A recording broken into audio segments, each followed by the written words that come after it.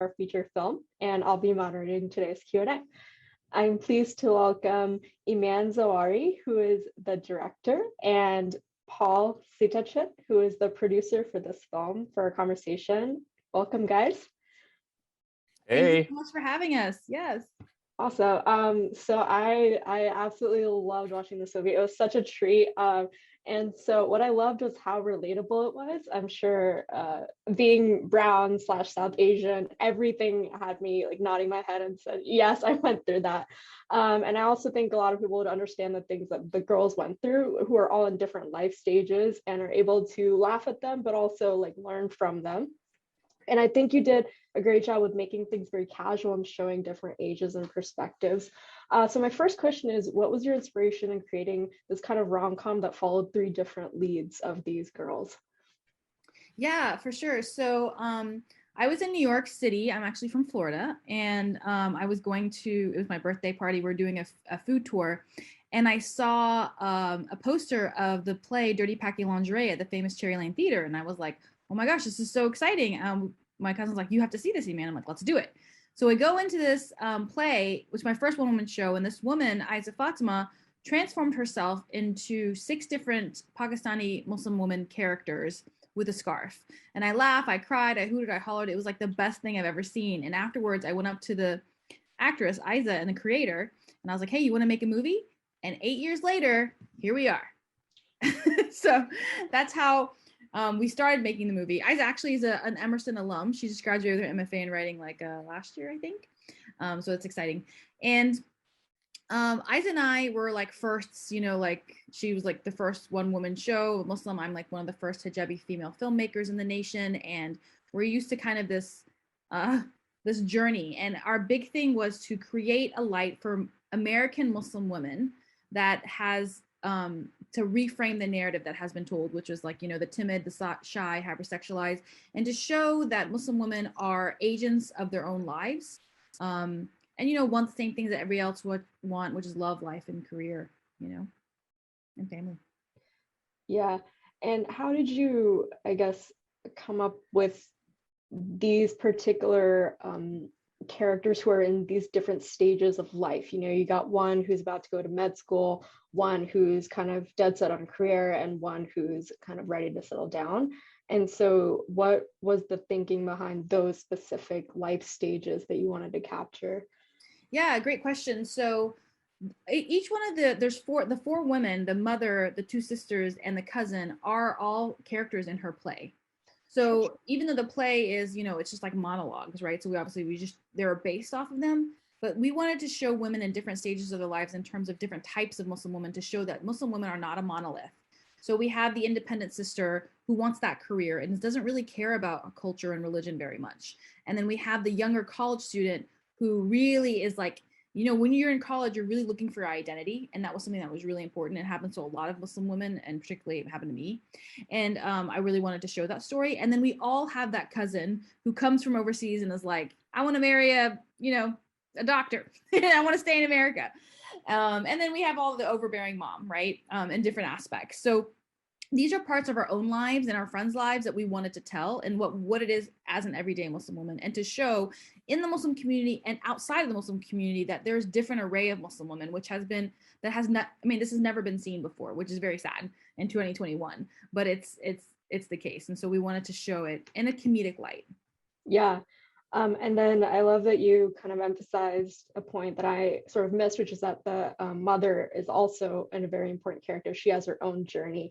Mm-hmm. And so that leads me to my next question. How do you hope that your film is perceived from the perspective of, let's say, a Muslim kid growing up versus like a Muslim parent or an older person? What if they're watching the film together? What do you hope that they each get out of the characters? Yeah, that's a great question. I haven't gotten that question before. I answered a lot of these. So I am able to answer that because this film has screened in person and virtually, and older people and younger people have watched it, and they have come out totally different in the experience. What I've gotten from the older generation is that they say that we captured the difference in generations so well, and what is important to one generation to what's important to another. And what I'm seeing that the older generation is seeing, not just that, but also you know, things that they do in their life, that like the blatant racism that we talk about in the film is wrong, right? And so showing like, hey, that's what you look like, and we can't be that way. And then for the younger generation audiences, it's like, of course, it's they see themselves on screen for the first time.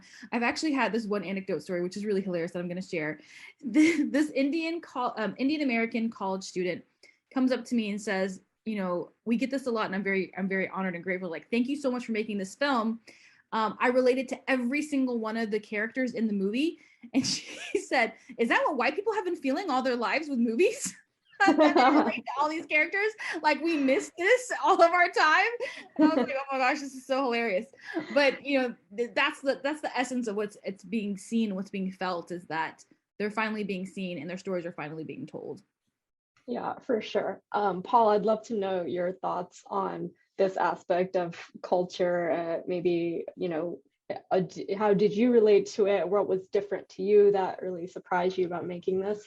Well, like I am neither Muslim nor a woman, and I don't live in New York, and I've never been a teenage girl. So all these things obviously don't resonate with me in my particular experience.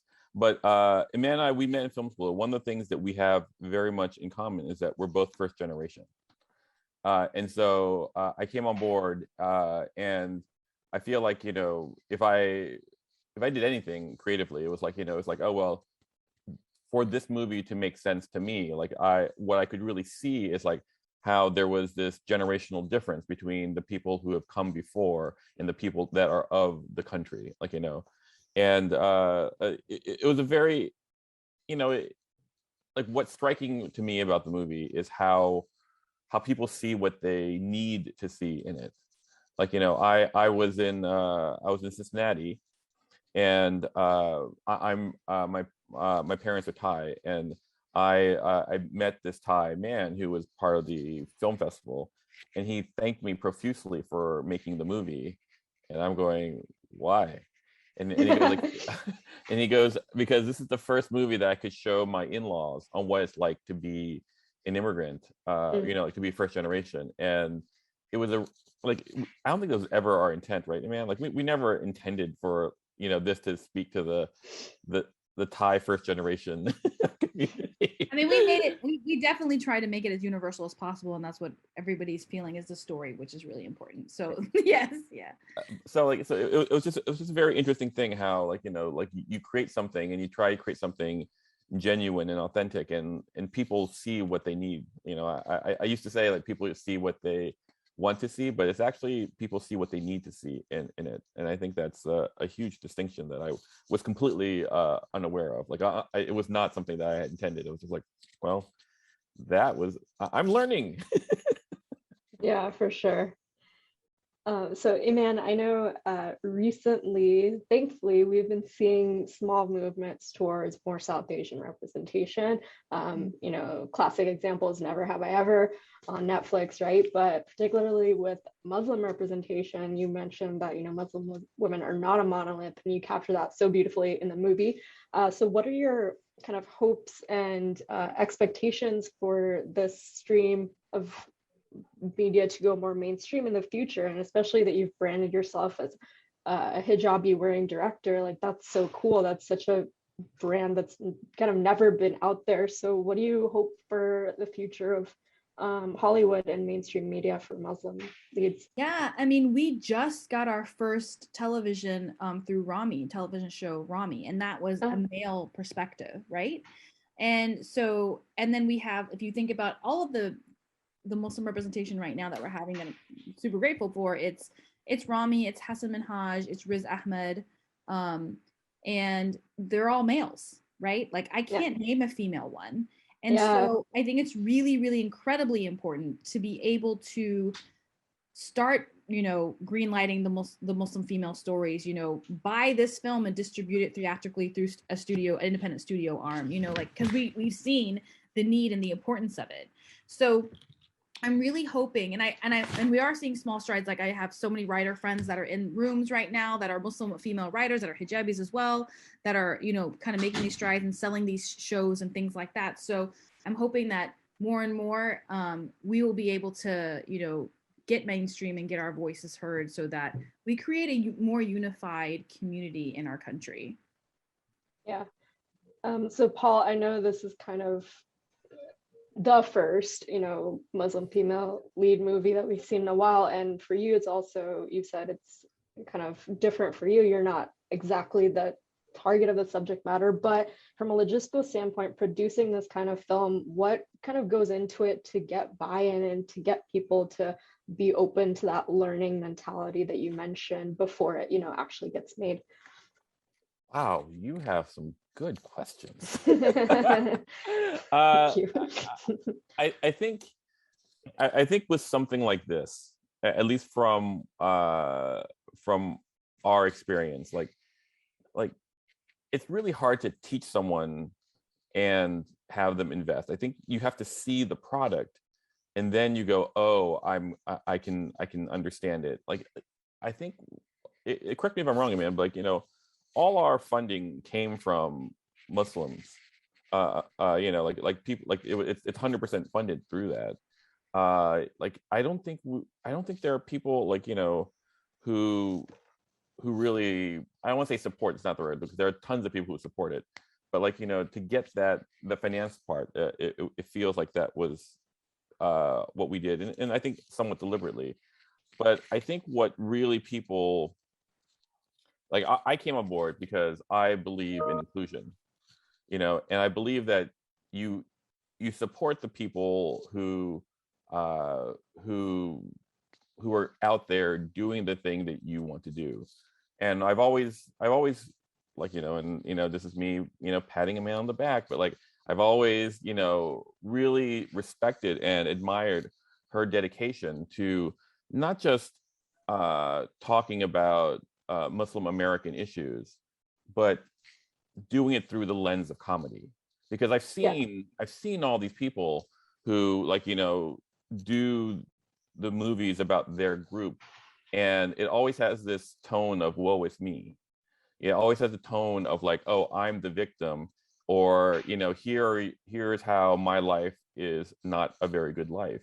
And in my personal life, like there are aspects of that where I go, yes, that's true, but no one lives that way. No one lives in America with only depression. And like there is joy in, like, every community has joy in it. And I'm a big believer, and I say this a lot, like it's important to show drama and tragedy and like the hard side of life in your community. That is essential, because that shows other people that you are, your humanity. But the other side of it is like, if the goal is inclusion, you need to be able to laugh with these people. That's the real, I mean, and ultimately, and I feel like a man in this project in particular is ahead of its time, or it's like it's on the cutting edge, because we're moving to the part where here, like like we are people that that you can hang out with, as opposed to we are this other that's suffering this great calamity that that you are causing. So I mean, it really comes down to the reception of the movie. I haven't experienced anyone who's gone and seen it and go, oh wow, this is terrible. There have been issues where, like, generationally, there have been some aspects where it goes, like, we don't like this part of the movie because, but like once again, it goes to the monolith. Like people are a community. No community is a monolith. So did that answer your question? Because I don't know if it did, and if it didn't, I apologize.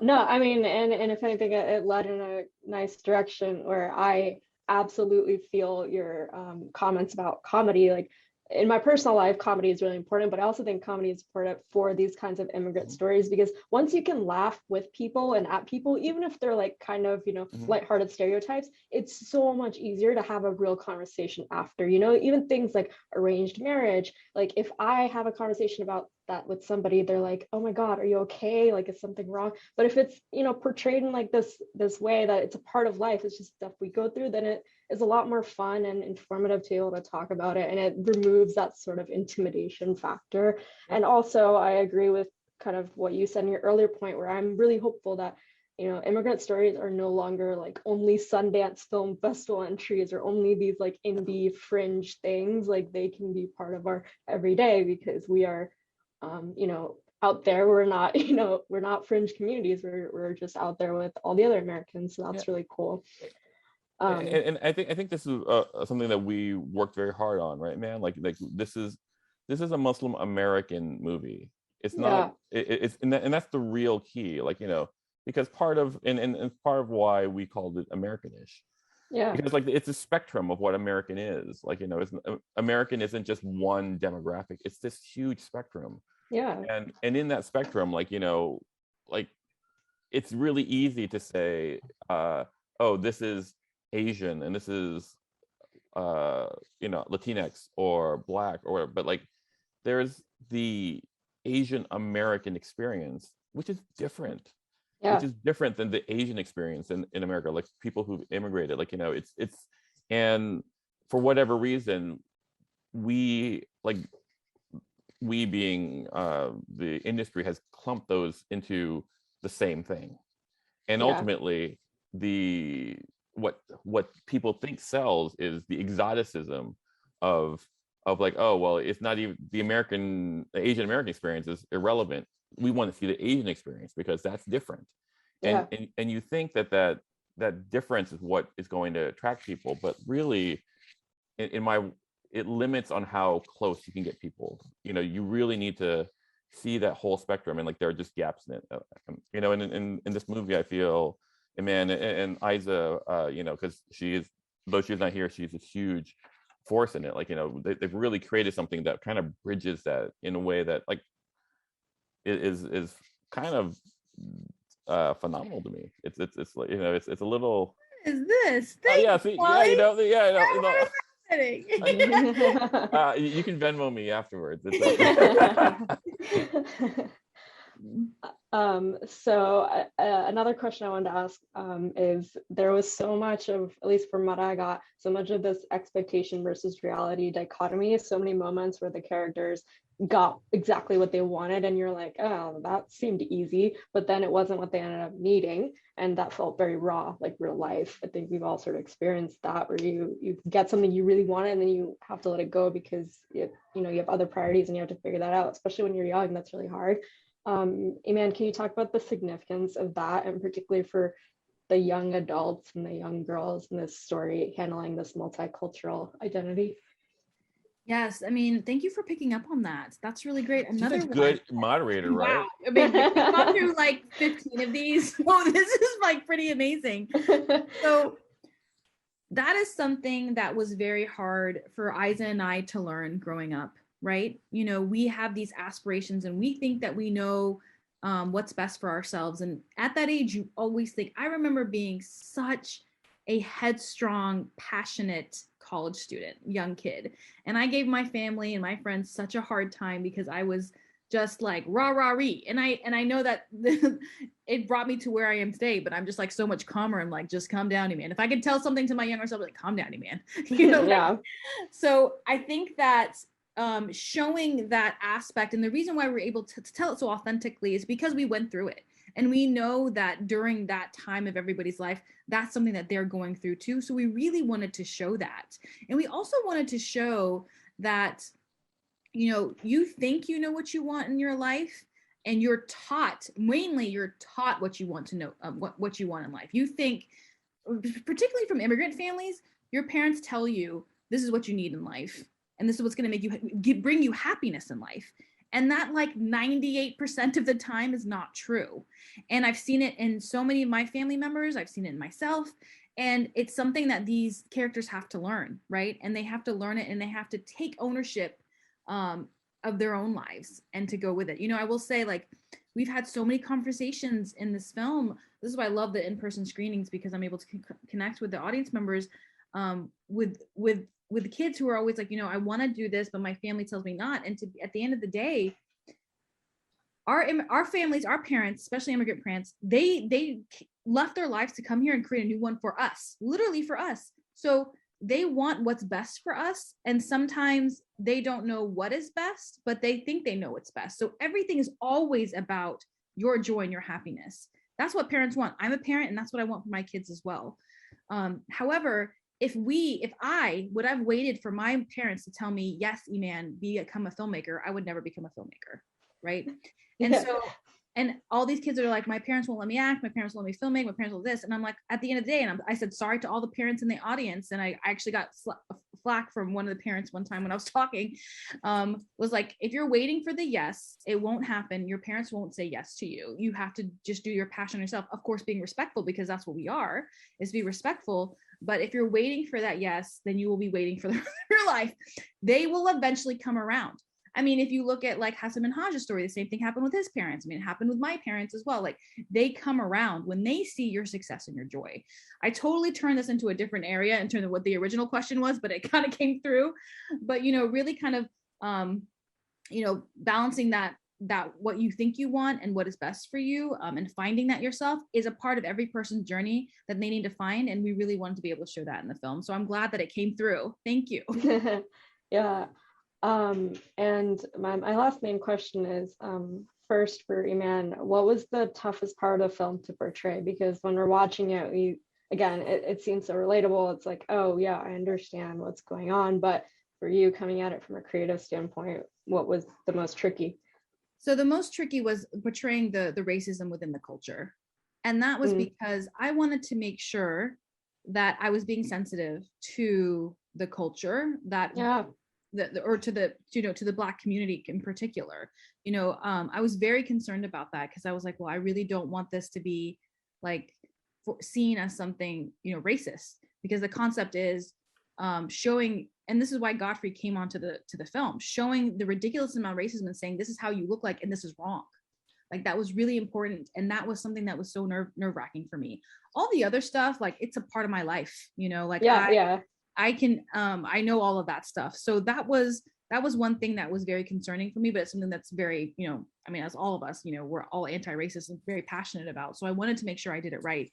And I'm told that that we did okay. So that makes me feel so much better. Yeah. Paul, what about you? From any angle, what was the toughest part about this film? Oh, it's so interesting. Like, I think what I love about this film, of what this film is its tone. I think, you know, it really is able to straddle many things that, you know, that is difficult. Like, it took us 3 years to edit this, and really it wasn't because we didn't have the story. The story was already, it's in principle, it's in pickups.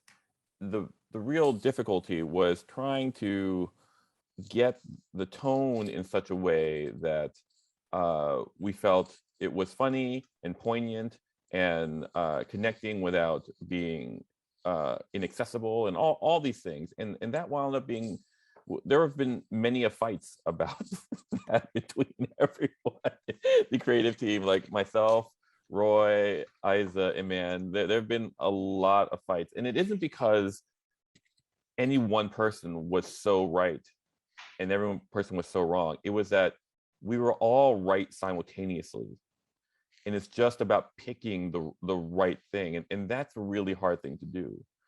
I think where we landed is perfect. Like, there are different various versions of the movie, that cuts of the movie that are around this, but like, I think this hits what we finally feel is the best expression. Like, you know, but everyone is so passionate about and I think this is true with any creative endeavor. When you're working with people who aren't going, yes sir, yes ma'am, like, you know, like, you put your heart in it, and eventually people's hearts clash, and that is extraordinarily frustrating. You know, in fact, to me, that is the thing that is the most draining. Like, when we go to film festivals and people are just so excited, and for me, I'm going like, yeah, we made a film, thank you very much, I really appreciate it. I don't have Iman's enthusiasm. I go like, we earned it. All this praise you're giving us, we earned it, because there is some blood and heart and splattered all over the editing room floor, all over, like it was a slog. And I will say, I mean, the reason why the film is what it is because of Paul. Paul was I was editing from here, and he was in Florida, and he was with our amazing editor Jesse Rojas in LA, and just 3 years straight, like not even like wavering, just getting it through, doing notes, doing edits. I mean, it was quite amazing. So it's really all due to you, Paul. But I love that you say we earned it. That's the first time I've heard him say that. That's hilarious. Well, I mean, thanks for liking our movie. And Paul's like, yeah. well, yeah, we deserve it. I mean, I'm not saying it out loud. I'm saying to you guys, but like. Well, you're saying it to the audience too. Yeah, it's welcome, pretty out loud. Like, yeah, whatever. If you liked it, we earned it. No, I mean, but seriously, it's. I think any movie that like that really is going to be impactful is really going to. It's going to cost something. It's going to cost a little pain, and it's just you gotta hope that's worth it. And with this movie, I definitely feel like it's worth it. Yeah. All right. Last question for both of you guys. What does being Americanish actually mean to you? So Americanish is based off of Blackish. It's an homage to Blackish, as we all know. And Blackish, people think Blackish means kind of black, or ish means kind of something, but because that's how we use it slang wise. But Blackish, actually, if you Google it, it means an array of Black people. And Americanish means an array of Americans. And so that's what we're trying to show is we are American, we belong here, and stop calling us foreign. And this is what our lives look like. And this is what being American means. Yeah. Paul, anything to add? Nope. Cool. Yeah, that's a good point, because I was figuring out how to answer this question myself. I was like, does it mean sort of American? Does it mean like a confused American? But I guess like you can figure it out, like whatever type of American you are. That could be a confused American. We don't know, but I will say this, like like as people, as humans like the idea of something being very tangible and complete within itself. Like for example, if you have an apple, you take a bite of an apple, do you still have an apple? Sure. And then but like you take enough bites of apples till there's no more apple. When do you lose apple? And it's called fuzzy logic, right? And so basically that ish is that whole spectrum, because it's still an apple and there's no real one thing. It's just this kind of like electron cloud. I used to be an aerospace engineer. I apologize. Yes. It just goes like to show that like American, just like anything, is an array. It's this smear of probability and range of things. So in that case, we're trying to spread out what this this singular idea of what it is to be American to be a more broad thing. Yeah. That was probably the worst answer I've given in any Q&A yet, but there you go. No, it was just crazy existential. So we'll just let the audience chew on that for however many hours they need. But for us, that's all the time we have. So thank you very much to both you guys, to Iman and Paul, for such an engaging and important conversation. Everybody, please go watch the movie. And BAAFF, Boston Asian American Film Festival, along with the recording of this conversation, is available through Sunday evening. Extended run of our shorts are available through November 1st. artsemerson.org has tickets and more information. This particular film is up for an Audience Choice Award, and you can cast your ballot by clicking on the button on the bottom of your screen in the previous viewing window, and let us know how much you love the film. Thank you guys again so much for joining us. Really appreciate it. Thank you so much. Thank you so much for having us. I really appreciate it. Thanks so much. Bye.